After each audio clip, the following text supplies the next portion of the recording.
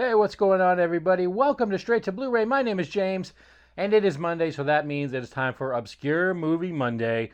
And in today's episode, I've got a nice obscure movie that some of y'all may have never heard of or seen, and that is going to be Ninja 3: The Domination.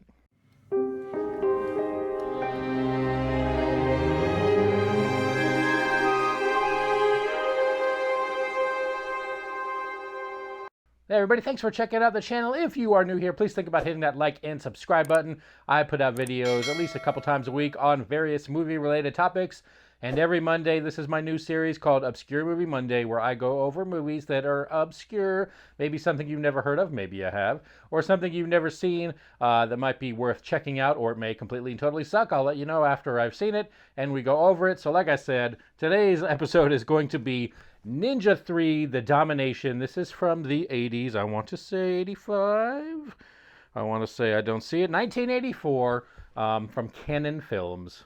That was back when they were pumping out movies I think every other week.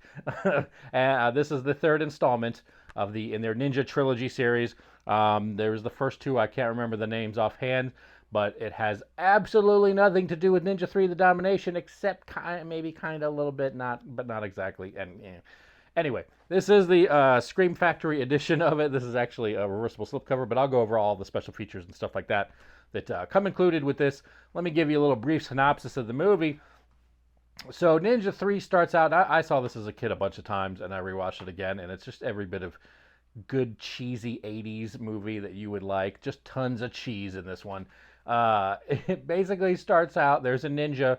He's gathering all his cool stuff, throwing stars, sword, all that good stuff. He shows up at this, I'm assuming country club, because it's a golf course, country club, whatnot. There's a guy golfing. He's got guys that look like he's security, so this is obviously somebody that's important. Ninja pops out, just starts killing people left and right. You might be thinking, well, who is this guy? Why is he killing him? No idea whatsoever. They literally never explain what's going on here. The movie just starts out with him killing, like I said, I assume is an important guy because it looks like he has bodyguards. He just starts killing everybody in sight.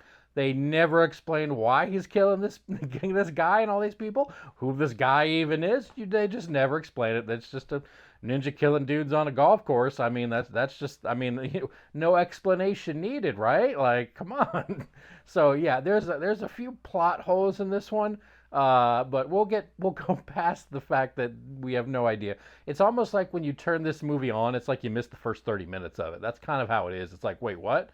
Was this art? Like, did I miss something here? That's kind of the feel for it. Like you were flipping through channels and this sucker had already been on for 30 minutes. Like, yeah, let's check it out. That's how this movie starts. There will be no explanation for why he's killing this dude or anybody on this golf course. But hey, it's a cool scene. Lots of people die.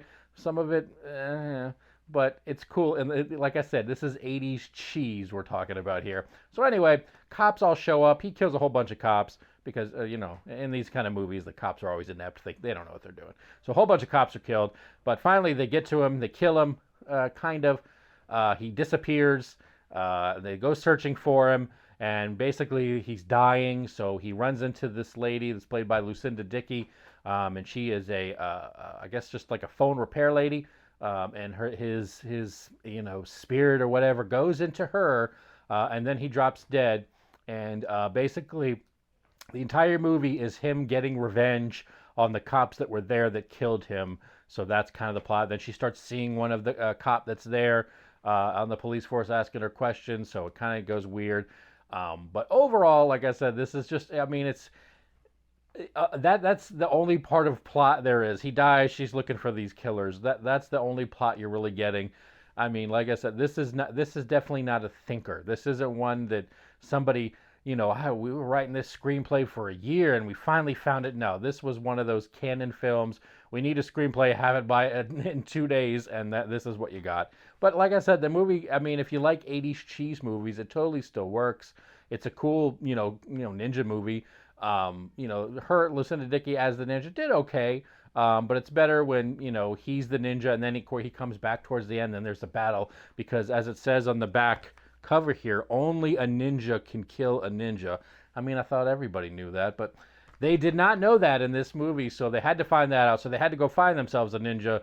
So, you just, I don't know, you guess you just, at the time you couldn't, but, today you could just Google ninja and, find yourself a ninja. And then to have him kill the other ninja. That's just how it works, right? The 80s. You gotta love the 80s. And you gotta love Canon Films. I actually have a documentary on the guys that did Canon Films. I need to watch that too. But like I said, nothing but 80s cheese. So this is the Scream Factory slip or case cover here. This is the because it's Scream Factory, they do reversible. So this is the kind of like the original artwork. I wasn't a huge fan of their special edition artwork. I'll show you here in a second. This is their special edition artwork here. Like I said, compared to the kind of original, this one, I don't know. I just wasn't a huge fan of it. Like I said before, if it's a movie that comes with a slipcover, I usually keep obviously the slipcover usually has just the special edition kind of artwork on it, so I'll just keep that and then I'll flip it over to the original on the actual case for the disc. But old Ninja 3 did not get a slipcover. At least I didn't get one, so just switched back to the original artwork on that. There are some special features on here. Kind of surprising. There's a good number here considering it's a obscure movie. Why it's on Obscure Movie Monday. Let's see. This one has a new 4K scan from the original film elements, although this is just a straight Blu-ray. A new interview with actress Lucinda Dickey. She's the one that the ninja spirit goes into, and she becomes the ninja seeking revenge.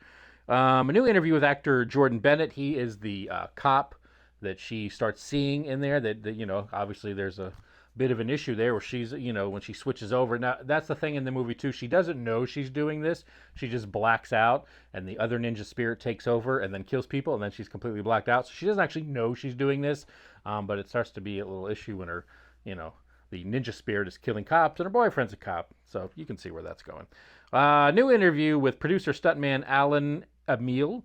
There's a new audio interview with production designer Ellen Tuck, and co-composer Misha Segal, featuring isolated tracks from the original score. We've got audio commentary by director Sam Furstenberg and stunt coordinator Steve Lamberts. We've got a theatrical trailer with optional trailers from hell, commentary by screenwriter Josh Olson, and a still gallery. So a pretty good amount of special features considering this wasn't a super popular movie. Like I said, it's one of the Canon Films when they were pumping out movies, left and right. It's part of that. This was, like I said, a trilogy. I've never seen the first two ninja movies. The other ninja they get that because they need to kill, and like I said, you need a ninja to kill a ninja, obviously. So the one they get, I believe, appeared in the second one, but there's like no correlation, I don't think, other than that between the movies. It's almost like a Halloween 3 has nothing to do with Halloween's 1 or 2. Although I don't even know if the first two ninja movies had anything to do with each other.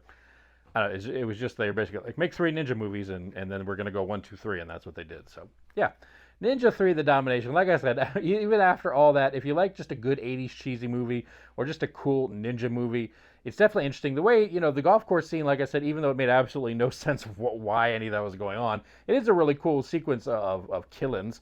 So if you want to see some really cool ninja killing scenes, you definitely want to check that out as well. Like most of these movies, like I said, you're probably not going to find this on the streaming services. That's the beauty of physical media. And people are like, well, why do you collect these? Because I got a bunch of movies that aren't even on streaming, and I can't watch them any other way. So this is probably one you'll have to pick up or find somebody that owns one. But it's definitely a cool 80s cheese movie that you should definitely check out. Really, all those Canon Films or cheesy movies. That's just what we love about 80s movies, I think. But definitely worth a watch if you haven't seen it before. All right, guys, that is going to do it for another episode of Obscure Movie Monday. Leave me a comment down below. Let me know if you've seen Ninja 3: The Domination. Let me know if you've seen the first two. Is there really no correlation between those two and this one?